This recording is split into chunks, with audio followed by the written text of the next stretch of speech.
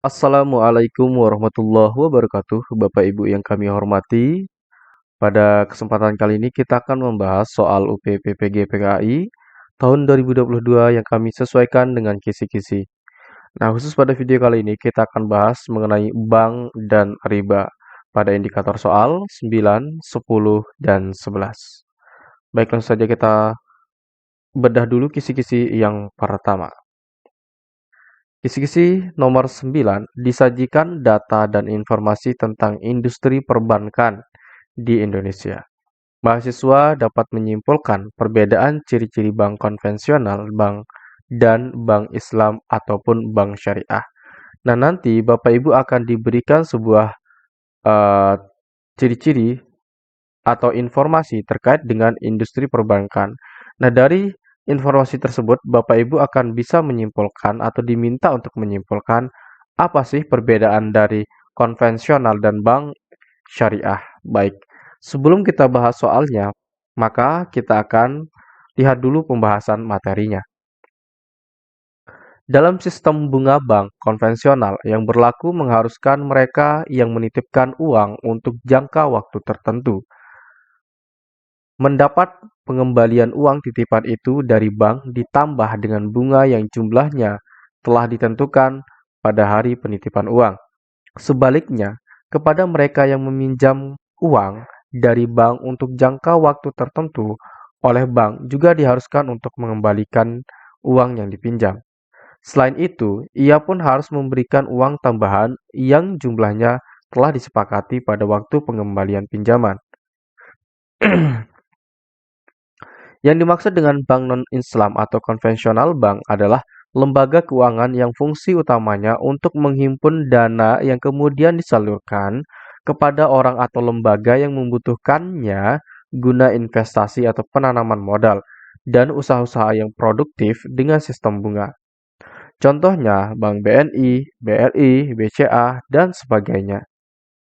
Sedangkan yang dimaksud dengan bank Islam adalah suatu lembaga yang fungsi utamanya menghimpun dana dan dana tersebut disalurkan kepada orang atau lembaga yang membutuhkannya dengan sistem tanpa bunga. Contohnya bank muamalat.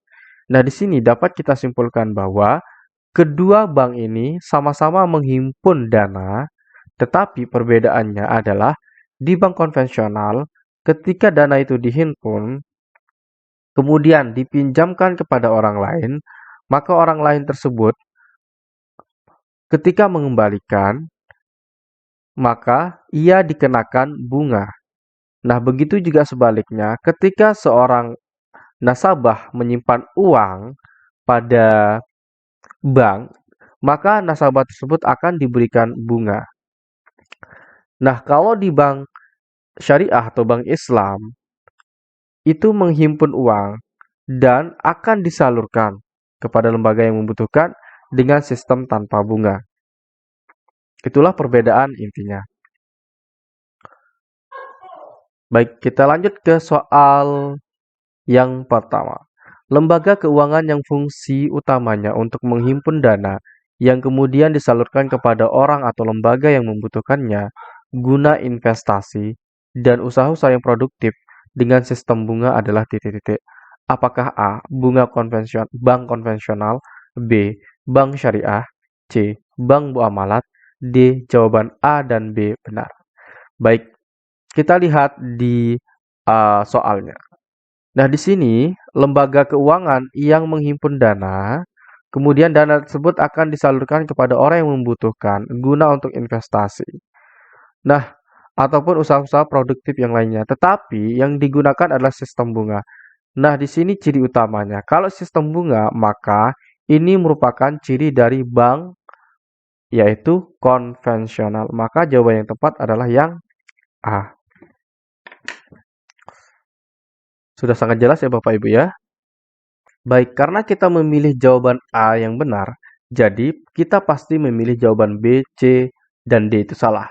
Kenapa jawaban B salah? Baik, kita akan bahas. Nah, bank syariah itu memang sama-sama menghimpun dana, kemudian dana tersebut disalurkan kepada orang yang membutuhkan, tetapi ia menggunakan tanpa sistem bunga. Jadi di sini bukan bunga. Kemudian bank muamalat. Nah, bank muamalat ini merupakan contoh dari bank syariah. Oke, sekarang kita lanjut ke soal berikutnya. Bacalah pernyataan di bawah ini. 1. Nah, ketika Bapak Ibu menemukan soal yang panjang, deskripsi soalnya atau bacaannya, yang Bapak Ibu lakukan adalah baca pertanyaannya yang pertama kali. Pertanyaan ada di mana? Biasanya pertanyaan itu ada di atas pilihan jawaban.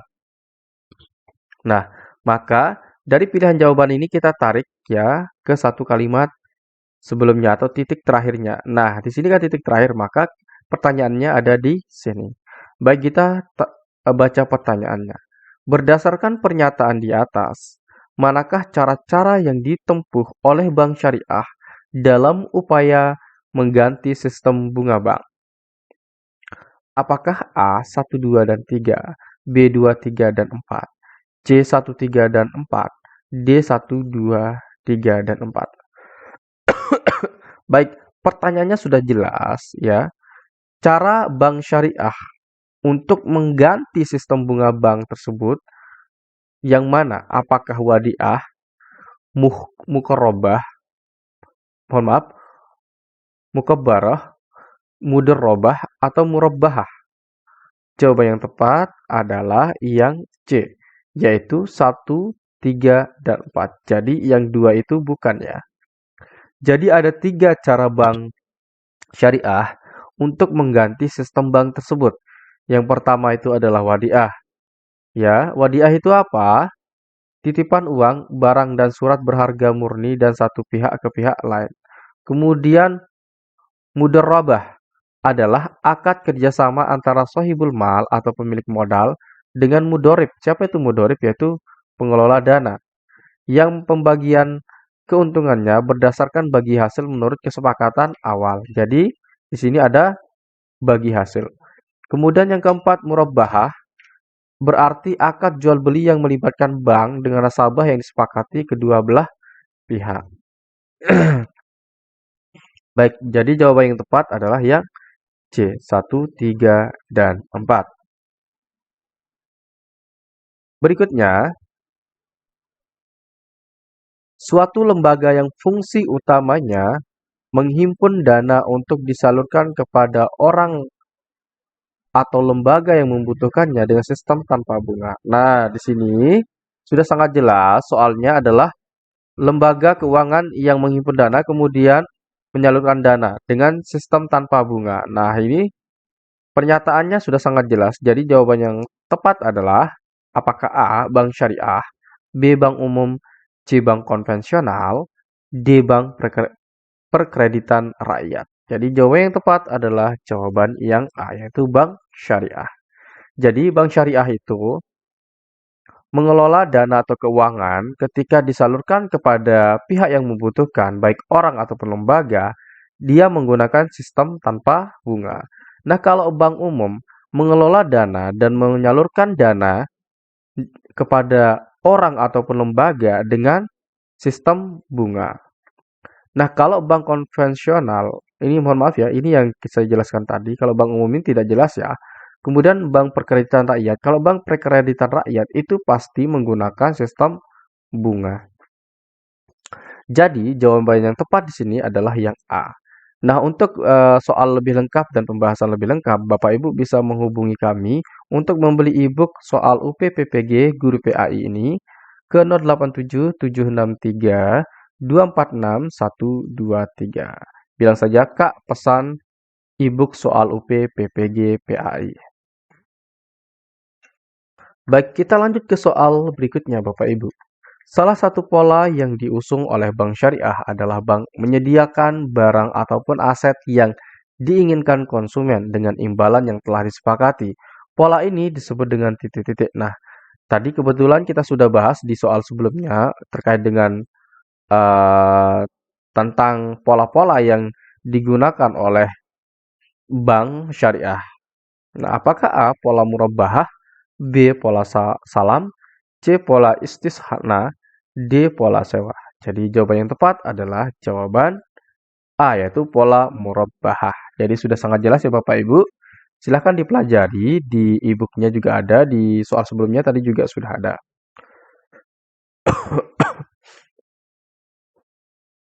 Baik, kita lanjut ke soal berikutnya. Salah satu pola yang diusung oleh Bank Syariah adalah layaknya pemesanan barang ataupun aset tertentu dari nasabah kepada pihak bank. Dalam pemesanan tersebut, pembayaran dilakukan pada awal transaksi, sedangkan barang baru akan diberikan di kemudian hari. Pola ini disebut dengan apakah A. Pola murabbahah, B. Pola salam, C. Pola istisna, D. Pola sewa. Jawaban yang tepat adalah jawaban B. Pola salam. Baik, kita lanjut ke soal berikutnya Bapak Ibu semua. Salah satu pola yang diusung oleh Bank Syariah adalah layaknya pemesanan barang ataupun aset tertentu dari nasabah ke pihak bank. Dalam pemesanan tersebut, nasabah dapat melakukan pembayaran di tengah ataupun di akhir pemesanan. Nah, ini kata kuncinya adalah di tengah ataupun di akhir pemesanan. Jadi pembayaran itu di tengah dan di akhir pemesanan. Nah, kalau tadi pembayaran dilakukan di awal, kemudian barangnya akan sampai di kemudian hari. Nah, kalau tadi kan pola salam. Nah, kalau dia dibayarkan di tengah-tengah, maka itu disebut pola istisna atau sewa. Baik, kita lihat jawabannya adalah C, yaitu pola istisna. Nah, pola-pola ini perlu Bapak Ibu hafalkan, perlu Bapak Ibu pelajari secara mendalam agar nanti ketika soal seperti ini keluar Bapak Ibu bisa langsung menjawabnya. Oke. Baik, kita lanjut ke soal berikutnya Bapak Ibu.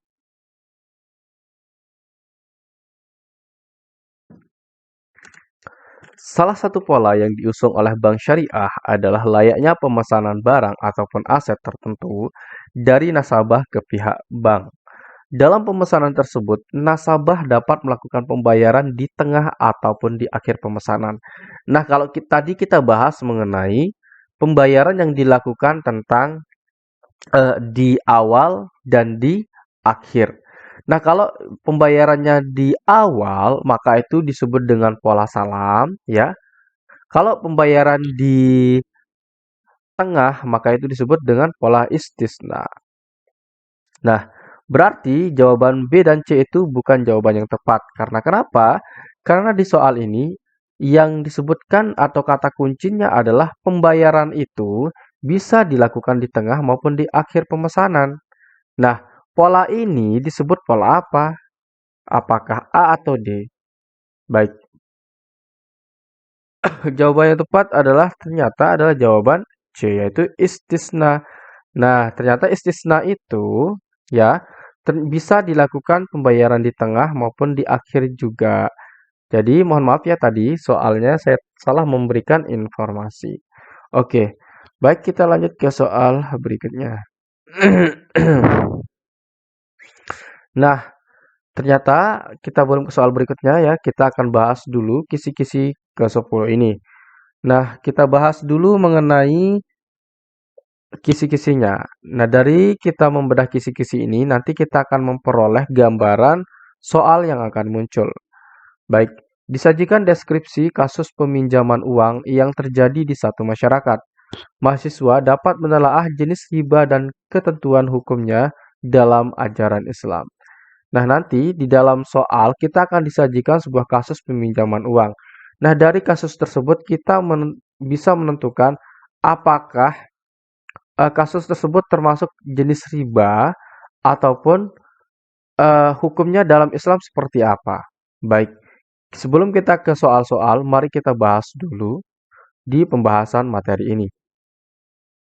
Menurut Satria Effendi, riba nasiah adalah tambahan pembayaran atau jumlah modal yang disyaratkan lebih dahulu yang harus dibayar oleh si peminjam kepada yang meminjam tanpa resiko sebagai imbalan dari jarak waktu pembayaran yang diberikan kepada si peminjam.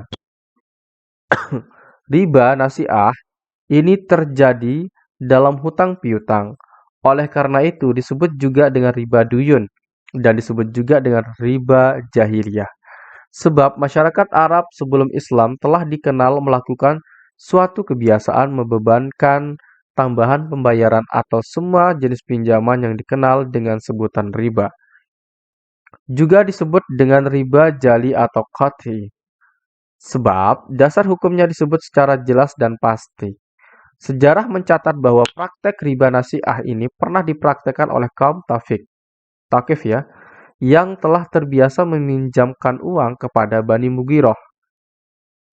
Setelah waktu pembayaran tiba, kaum Mughirah berjanji akan membayar lebih banyak apabila mereka diberi tenggang waktu pembayaran.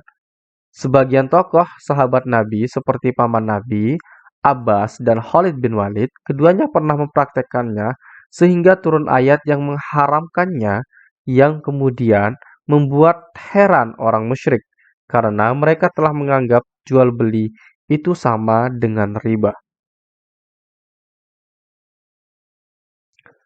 Selain riba nasi'ah, seperti telah dijelaskan dalam kajian fikih, dikenal juga riba dalam bentuk lain yang disebut dengan riba fadal. Menurut Ibnu Qayyim, riba fadal ialah riba yang kedudukannya sebagai penunjang keharaman riba nasi'ah. Dengan kata lain bahwa riba fadal diharamkan supaya seseorang tidak melakukan riba nasi'ah yang sudah jelas keharamannya. Maka Rasulullah SAW melarang menjual emas dengan emas, perak dengan perak, gandum dengan gandum, korma dengan korma, kecuali dengan sama banyak dan secara tunai. Barang siapa yang menambah atau minta tambah, masuklah ia pada riba. Yang mengambil dan yang memberi sama hukumnya. Dari pengertian tersebut, fuqaha menyimpulkan bahwa riba fadal ialah kelebihan yang terdapat dalam tukar-menukar antara benda-benda sejenis seperti emas dengan emas, perak dengan perak, dan sebagainya. Nah, jadi dari simpulan ini bahwa yang dikatakan riba itu adalah kita menukar suatu barang yang sama, ya, tetapi ketika kita mengutang barang tersebut, kita diminta untuk mengembalikan lebih dengan barang yang sama. Maka itu disebut dengan riba. Baik, kita akan ke soal. Perhatikan ciri riba di bawah ini. Nah, sekali lagi saya mengatakan bahwa ketika Bapak Ibu menemukan soal seperti ini, yang ada pernyataan kemudian deskripsi panjang, maka pertama kali yang kita baca adalah pertanyaannya. Pertanyaan biasanya ada di atas pilihan jawaban. Nah, di mana pilihan jawaban yang di sini? Yaitu di sini. Maka pertanyaannya ada di sini. Baik, kita langsung saja baca pertanyaannya. Pernyataan di atas termasuk titik-titik. Baik, kita lihat dari pernyataannya. Terdapat tambahan pembayaran atau modal yang dipinjamkan. Oke, ini kita garis bawahi. Tambahan itu tanpa risiko kecuali sebagai imbalan dari tenggang waktu yang diperoleh si peminjam. Kemudian, tambahan itu disyaratkan dalam bentuk pemberian piutang dan tenggang waktu. Nah, apakah ini yang termasuk riba nasi'ah, riba yad, riba fadal, atau riba jahiliyah? Jawaban yang tepat adalah yang A, yaitu riba nasi'ah.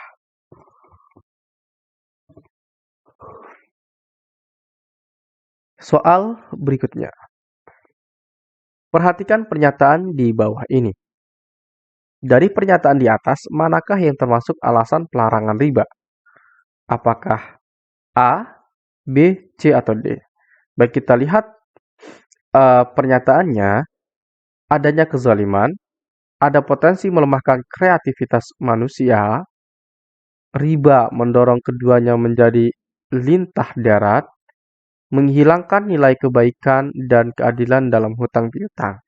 Baik, jadi jawaban yang tepat di sini adalah yang C. 1, 2, dan 4. Yaitu adanya kezaliman, kemudian adanya potensi untuk melemahkan kreativitas manusia, serta juga menghilangkan nilai kebaikan dan keadilan dalam hutang piutang. Nah, itulah sebab diharamkannya atau dilarangnya riba. Baik, kita lanjut ke soal berikutnya Bapak Ibu semua. Rasulullah melarang menjual emas dengan emas, perak dengan perak, gandum dengan gandum, korma dengan korma, kecuali dengan sama banyak dan secara tunai. Model riba jenis ini dinamakan dengan titik-titik. Apakah A. Riba kard, B. Ribayat, C. Riba fadal, D. Riba jahiliyah? Jawaban yang tepat adalah yang C. Riba fadal. Baik, kita garis bawahi di sini adalah kita dilarang untuk menjual emas dengan emas, perak dengan perak, gandum dengan gandum, kecuali dengan sama banyak dan secara tunai. Baik, kita lanjut ke soal berikutnya. Seorang penjual menawarkan mobil dengan harga 90 juta jika membayar tunai dan 95 juta jika membayar dengan cicilan.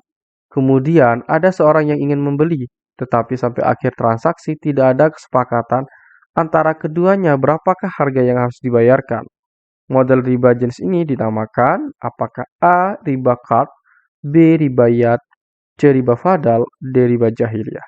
Nah, jadi di sini walaupun seorang penjual tersebut akan menjual mobilnya ketika dibayar tunai 90 juta dan ketika digunakan 95 juta untuk pembayaran dengan cicilan.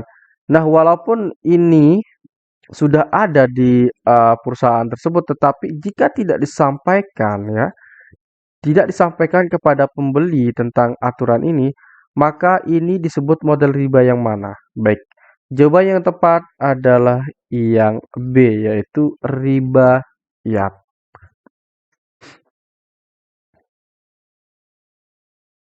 Soal berikutnya.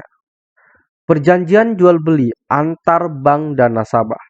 Seperti bank syariah membeli barang yang diperlukan nasabah sebesar harga perolehan ditambah dengan margin keuntungan yang disepakati disebut titik-titik.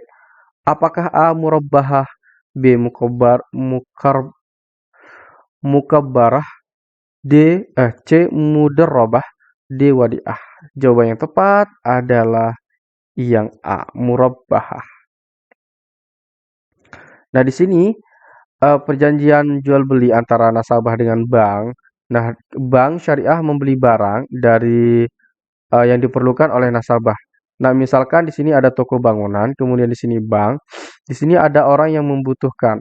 Nah, bank membelikan barang kepada toko bangunan untuk nasabah. Nah, ini dinamakan sebagai murabbahah.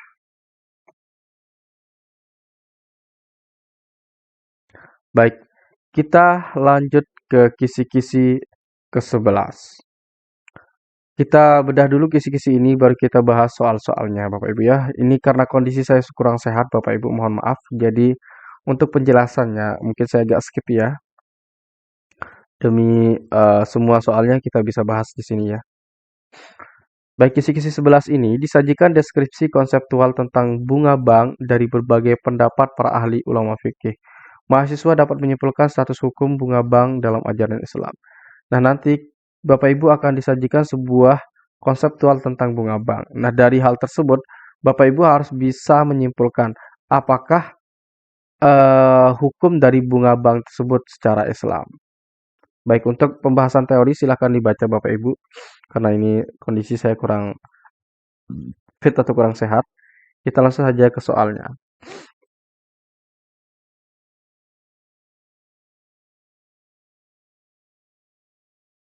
Baik, soal yang pertama ya dari kisi-kisi ke-11 ini.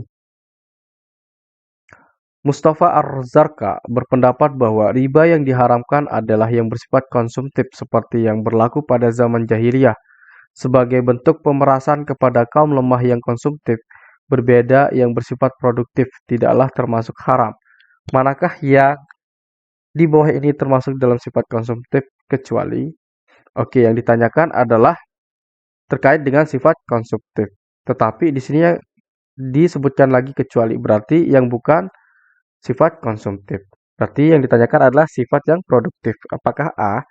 Berhutang demi membeli pakaian, topi, demi memenuhi gaya hidup agar tidak tertinggal dari orang lain. Nah, ini merupakan sikap konsumtif. Berarti ini bukan sifat produktif. Jadi ini termasuk sifat konsumtif. Kemudian yang B, berhutang ke bank untuk membeli mobil agar terlihat kaya. Nah, ini juga bersifat konsumtif. Oke. Kemudian berikutnya, berhutang untuk memenuhi kebutuhan makan hari ini juga. Nah, ini juga termasuk ke dalam produktif karena kita dalam kondisi darurat meminjam uang tersebut dan ini juga bersifat produktif. Kenapa? Karena kalau kita ada tenaga, kita sudah makan, maka makanan tersebut akan menimbulkan tenaga dan dari tenaga itu kita bisa mencari uang, bisa beraktivitas sehari-hari, maka ini termasuk produktif. Kemudian yang D, berhutang untuk membeli makanan mahal agar diakui orang mampu makan makanan mewah. Nah, ini merupakan sifat konsumtif. Jadi jawaban yang tepat di sini adalah yang C. Sudah sangat jelas Bapak Ibu ya. Baik, kita lanjut ke soal berikutnya. Berikut ini adalah ulama yang mengharamkan bunga bank karena termasuk riba nasi'ah kecuali apakah A. Hasan, B. Abu Zahra, C. Sayyid Sabiq, D. Abu A'la Al-Maududi. Jawaban yang tepat adalah yang A, yaitu kecuali Hasan. Oke, kita percepat ya Bapak Ibu ya, kurang sehat ini. Kedua tokoh ini kelompok yang mengharamkan jika bersifat konsumtif. Apakah A, B, C, atau D? Jawaban yang tepat adalah yang A, yaitu Mustafa Az-Zarqa dan Muhammad Hatta. Berikutnya, tokoh ini berpendapat bahwa bunga bank atau rente seperti yang berlaku di Indonesia bukan termasuk riba yang diharamkan karena tidak berlipat ganda. Nah, siapakah yang memiliki pendapat tersebut? Apakah A, B, C, atau D? Jawaban yang tepat adalah yang A, yaitu Hasan. Berikutnya, tokoh-tokoh yang berpendapat bahwa bunga bank itu riba nasi'ah yang mutlak haramannya. Oleh karena itu, umat Islam tidak boleh berhubungan dengan bank yang memakai sistem bunga. Tidak pula dalam keadaan darurat. Nah, ini pendapat siapa? Apakah A, B, C, atau D? Jawaban yang tepat adalah jawaban B, yaitu Yusuf Qardawi. Soal berikutnya, bunga deposito berjangka di bank yang ditetapkan besar persentasenya terlebih dahulu itu tidak haram menurut Islam. Ini adalah pendapat dari A, B, C, atau D. Jawaban yang tepat adalah yang A, yaitu Tantawi. Soal Oke, itu saja Bapak Ibu yang kita bahas pada video kali ini. Semoga banyak manfaatnya. Mohon maaf atas penjelasan yang kurang karena ini lagi kurang sehat. Tenggorokan rasanya sangat keras sekali. Jadi semoga ini bisa sedikit membantu Bapak Ibu. Nah, untuk soal lebih lengkapnya karena waktu yang tidak memungkinkan untuk membahas semuanya, silahkan Bapak Ibu bisa memiliki e-book yang kami telah buatkan di 087763246123. Sekian dan terima kasih. Assalamualaikum warahmatullahi wabarakatuh.